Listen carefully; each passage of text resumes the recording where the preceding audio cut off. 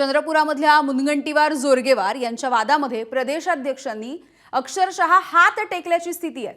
शुक्रवारी रवींद्र चव्हाण आणि किशोर जोरगेवार यांच्यामध्ये नागपूरमध्ये चर्चा झाली। तुमच्यामधील वाद हा माझ्या आटोक्याबाहेरचा आहे असं चव्हाण म्हणाल्याचं सूत्रांनी सांगितलंय। चंद्रपुरामध्ये निरीक्षक म्हणून जाण्यासाठी कुणीही तयार नसल्याचं देखील चव्हाण म्हणाले। माजी राज्यमंत्री मदन येरावार यांनी निरीक्षक होण्यासाठी नकार दिला होता असंही सूत्रांकडून कळतंय।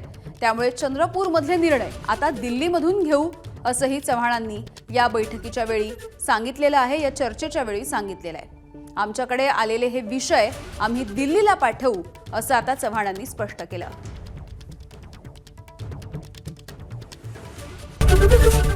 एबीपी माझा, उघडा डोळे बघा नीट।